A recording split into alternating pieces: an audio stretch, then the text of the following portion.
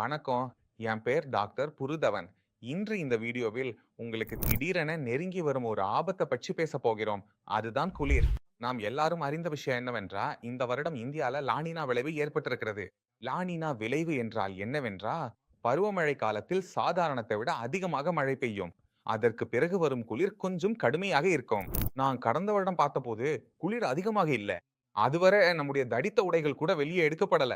ஆனா, இந்த வருடம் வரும் முன்னறிவிப்பும், வானிலை கணிப்பும் என்ன சொல்கிறது என்றால், இந்த வருடம் சாதாரணத்தை விட அதிக குளிர் இருக்கும் என்று. இப்போது குளிர் அதிகமாகும்போது, அதன் நேரடி தாக்கம் பக்கவாதம் மற்றும் லக்வே நோயாளிகளில் தெளிவாக காணப்படுகிறது. ஏன் அப்படி செய்யப்படுகிறது? ஏனெனில் உடைகள் தடித்ததாகி விடுகின்றன. உடற்பயிற்சி செய்ய பண்ணுவீர்கள். உங்களுக்கு இது அப்படித்தான் தோன்றியிருக்கணும். இல்ல. குளிர் அதிகமாகும்போது நம்முடைய தசைகள் இறுக்கமா ஆரம்பிக்கின்றன. அதில் இறுக்கம் ஆரம்பிக்கிறது. தசைகள் கட்டுப்பட ஆரம்பிக்கின்றன. மேலும் எங்கு வலி இருக்கிறதோ அந்த இடத்தில் வலி அதிகரிக்கிறது. இப்போது இந்த குளிரிலிருந்து எப்படி பாதுகாப்பது? வலியை எப்படி கட்டுப்பாட்டில் வைக்க வேண்டும் என்பதை அறிதல் ஒவ்வொரு பக்கவாத நோயாளிக்கும் அவசியமாகிறது. முதல்ல நீங்க புரிஞ்சு கொள்ள வேண்டும். இந்த வலி என்பது 2 வகை. இது பக்கவாத நோயாளிகளில் காணப்படும் ஒன்று. ஒன்று மஸ்குலர் வலி. அதாவது இறுக்கம் மற்றும் தசை கட்டப்படும் வலி. இந்த தசை இறுக்கம் மற்றும் கட்டுப்படும் வலி என்பது தசைகளால் ஏற்படுகிறது. நாம் தசைகளை அழுத்தினால் இதில் நிம்மதி கிடைக்கும். உங்களுக்கு வலி உள்ள இடத்தில் அழுத்தினால் நிம்மதி கிடைத்தால் அது மஸ்குலர் வலி என்றால் அங்கு சாதாரண வெப்பம் பயன்படுத்தலாம். உங்களுக்கு நிம்மதி கிடைக்க ஆரம்பித்துவிடும். அங்கு நீங்கள் லேசான மசாஜ் செய்யலாம். உங்களுக்கு நிம்மதி கிடைக்க ஆரம்பித்துவிடும். நீங்கள் கொஞ்சம் தடித்த உடைகள் அணிந்தால் நிம்மதியா இருக்கும். இவை சிறிய வழிகள். இதனால் நாம் மஸ்குலர் வழியில் எந்த மருந்தும் இல்லாம நிம்மதி பெறலாம். வலி மிகவும் அதிகமா இருந்தால் அப்போது நீங்கள் அனல்ஜெசிக் கிரீம்களை பயன்படுத்தலாம். வலி நிவாரண மருந்துகள் இருக்கின்றன. அவற்றை நீங்கள் எடுத்துக்கொள்ளலாம். ஆனால் அவற்றை எவ்விதமான சூழ்நிலையிலும் தவிர்க்க வேண்டும். ஏனெனில் அதன் தாக்கம் முடிந்தவுடன் வலி மீண்டும் வரும். ஏனெனில் தசைகளில் அந்த இறுக்கம் இன்னும் இருக்கிறது. அதனால் வலியை நாம் தற்காலிகமாக அடக்கலாம். ஆனால் அதன் பின்னுள்ள காரணத்தை நாம் நீக்காத வரை வலி மீண்டும் மீண்டும் வந்து கொண்டே இருக்கும். நாம் பேசிக்கிந்திருந்தது போல லக்குவை பாராலிசிஸ் நோயாளிகளில் 2 வகையான வலி இருக்கும். ஒன்று தசை வலி, மற்றொன்று நாம் பார்க்கக்கூடியது நரம்பு வலி. இப்போது நரம்பு வலி என்றால் என்ன என்பது நாம் புரிஞ்சு கொள்ள முயற்சிப்போம். நோயாளி உட்கார்ந்திருக்கிறார். அவர் தானாக அழுத்தினாலும் எதுவும் நடக்காது. ஆனா, நீங்க உங்க கைய அவர்களது கையின் மேல் வைத்தால் கூட அவர்கள் கத்துவார்கள். பிசியோதெரபிஸ்ட் வந்து கை தொடுவார். அவர்கள் வீட்டையே கூச்சலிட்டு எழுப்பி விடுவார்கள். முழு தெருவும் அவர்களது வீட்டில் ஏதோ நடக்கிறது என்று தெரிந்து கொள்வார்கள். அது ஏன் நடக்கிறது? ஏனெனில் அங்கு ஏற்படும் வலி நரம்பு வலி, நியூராலஜி ஆகும். தொடும்போது எந்த வலியும் இல்ல, எந்த காயமும் இல்ல, எலும்பு உடையவில்ல, மாம்சம் பிளந்ததும் இல்ல, எதுவும் நடக்கவில்ல. ஆனா வலி மிகவும் கடுமையா இருக்கும். வீட்டில் உள்ளவர்களுக்கு இது நாடகம் போல தோன்றும். தாங்களே தொடும்போது எதுவும் நடக்காது. ஆனா வேறு யாராவது தொடும்போது இவர்கள் இவ்வளவு கூச்சலிட்டு கத்த ஆரம்பித்து விடுகிறார்கள். இந்த வலிய நியூராலஜிக்கல் வலி என்று சொல்கிறார்கள். இந்த வலி என்பது தசைகளிலும், எலும்புகளிலும் எங்கும் இல்ல. இந்த வலி இங்கே இருக்கிறது. அதனால் நாம் யாரையாவது தொடும்போது அந்த தொடுதலின் உணர்வு வர வேண்டும். சரிதானே? நீங்கள் உங்களை தானே தொடும்போது எப்படி ஒரு உணர்வு வர வேண்டும் என்றா, ஒரு சூடான கையோ அல்லது ஒரு குளிர்ந்த கையோ உங்களை தொட்டது போல இருக்க வேண்டும். ஆனா உங்கள் மூளை அந்த தகவல சரியா புரிந்து கொள்ள முடியவில்லை என்றா, நீங்கள் தொடுதல செய்தீர்க, அந்த சிக்னல் போனது. ஆனா மூளைக்கு என்ன தோன்றியது என்றால், யாரோ ஒரு குச்சியால் அடித்தது போல. அப்படி என்றால், குச்சி எடுத்தது என்று மூளை நினைத்தால், இங்கே எப்படி ஒரு வலி ஏற்பட்டது? குச்சி அடிச்சது மாதி. அதனால தான் நோயாளி கத்திக் கொள்கிறார். யாராவது தொட்டாலே நோயாளி இவ்வளவு அழுகிறார்கள். ஏனென்றால் அவர்களுக்கு ஏற்படும் வலி நியூரலாஜிக்கல் வலி. அங்கே பிரச்சனை ஒருபோதும் நோயாளிக்கோ, நோயாளியின் உடலுக்கோ, தசைகளுக்கோ, எலும்புகளுக்கோ இருக்காது.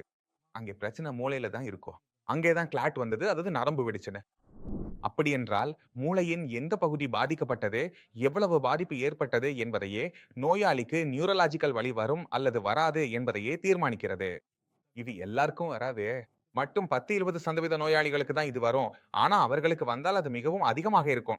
இப்போது கேள்வி என்னவென்றால், தசைவலிக்கு நாம் தான் சொல்லிவிட்டோம். இத கொஞ்சம் சூடாக்கிக் கொள்ளுங்கள், கொஞ்சம் வெப்பம் கொடுங்கள், நிம்மதி கிடைக்கும். ஆனால் நியூரலாஜிக்கல் வலிக்கு நாம் என்ன செய்யலாம் என்று நோயாளிக்கு நிம்மதி கிடைக்க?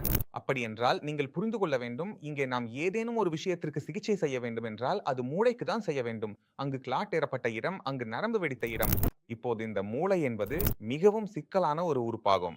இதில் சில சிறப்பம்சங்களும், சில குறைகளும் உள்ளன. நாம் இதன் சிறப்பம்சங்களையும், குறைகளையும் புரிந்து கொண்டா, அதற்கேற்ப நம்முடைய வழிகளை அமைத்துக் கொள்ள முடியும். மூளையில எப்போது பாதிப்பு ஏற்படுகிறதோ, அதற்கான ஈடு செய்யும் முயற்சியாக மூளை நியூரோபிளாஸ்டிசிட்டி செய்கிறது. இந்த நியூரோபிளாஸ்டிசிட்டி என்பது ஒரு செயல்முறை. இதன் மூலம் செல்கள் தங்களை மறுசீரமைக்கின்றன. இங்க இறந்த செல்கள் உயிருடன் ஆடவில்லை. ஆனால் செல்கள் தங்களுடைய செயல்பாடிலும் அமைப்பிலும் மாற்றங்களை கொண்டு வந்து நீங்கள் இழந்த திறன்களை மீண்டும் பெற உதவுகின்றன. இது ஒவ்வொரு பக்கவாதம் நோயாளியிலும் கண்டிப்பாக நடக்கிறது. எல்லா பக்கவாத நோயாளிகளும் இந்த வீடியோவ பார்க்கும் நீங்க, உங்கள் கண்கள மூடுங்க. உங்களுக்கு முதன்முறையாக பக்கவாதம் ஏற்பட்ட எனக்கு நாளை நினைவு கூருங்க. அப்போது உங்க நிலை மிகவும் மோசமா இருந்தது. ஆனா அடுத்த 6 மாதங்கள்ல உங்களிடம் மிகச்சிறந்த முன்னேற்றம் ஏற்பட்டது. இப்போது உங்களுக்கு அது மருந்து எடுத்ததாலோ, குருத்வாரா சென்றதாலோ, கோவிலுக்கு சென்றதாலோ, அல்லது மசூதிக்கு சென்றதாலோ நடந்தது என்று தோன்றுகிறது. ஆனால் நீங்க புரிஞ்சு கொள்ள வேண்டியது என்னவென்றால், முதல் 6 மாதங்களில் ஒவ்வொரு நோயாளியிலும் முன்னேற்றம் கண்டிப்பாக ஏற்படுகிறது. நீங்க மருந்து எடுத்தாலும், எடுக்காவிட்டாலும் இந்த முன்னேற்றம் நடக்கும். இந்த முன்னேற்றம் ஏன் நடக்குது? ஏனென்றால், உடல் தானாகவே தனது காயங்கள ஆற்றிக் கொண்டே இருக்கிறது. மேலும் அது காயங்கள ஆற்றும் போதெல்லாம் நியூரோபிளாஸ்டிசிட்டியின் உதவியுடன் உங்களுக்கே உங்கள் உடலில் நடக்கும் மாற்றங்கள் தெரிந்து கொள்ள முடியும். இந்த நியூரோபிளாஸ்டிசிட்டியுடன் பிரச்சனை என்னவென்றால், இது துவங்கிய பிறகு முதல் 6 மாதங்கள் மட்டுமே செயல்படும். அதற்கு பிறகு இது தானாகவே நிற்கிறது. இது நிக்கும்போது நோயாளியில் முன்னேற்றம் வருவது நிக்கும். அதே மருந்து, அதே உடற்பயிற்சி, நீங்கள் செய்து கொண்டிருந்த அதே விஷயங்கள் முன்பு நிம்மதி அளித்திருந்தது. இப்போது அது நிம்மதி தரவில்லை என்று நீங்கள் காண்கிறீர்கள். நேரம் கடந்து செல்லும்போது அந்த இடத்துல நமக்கு ஏமாற்றம் தோன்ற ஆரம்பிக்கிறது. ஏனெனில் இப்போது அந்த விஷயம் வேலை செய்யவில்லை.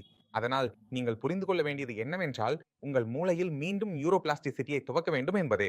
மூளையில் மீண்டும் நியூரோபிளாஸ்டிசிட்டி துவங்கினால், முன்பு வந்த முன்னேற்றம் போலவே அந்த முன்னேற்றம் மீண்டும் வர ஆரம்பிக்கிறது.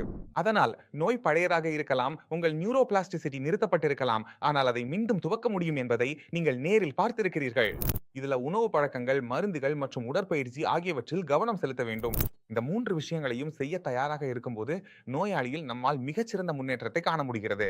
அப்படியென்றா, இப்போது நீங்கள் என்ன செய்ய வேண்டும்? உங்கள் உடலை வெப்பமாக வைத்துக் கொள்ள வேண்டும். நன்றாக வெப்பமாக வைத்துக் கொள்ளுங்க. வலி தசைகள்ல இருந்தால் அந்த இடத்துல சூடான பட்டு வைத்து ஓய்வெடுங்க. மருந்துகளை உட்கொள்வதை தவிர்க்கவும். தேவைப்பட்டா நீங்க தசை தளர்த்தும் மருந்துகளை எடுத்துக்கொள்ளலாம்.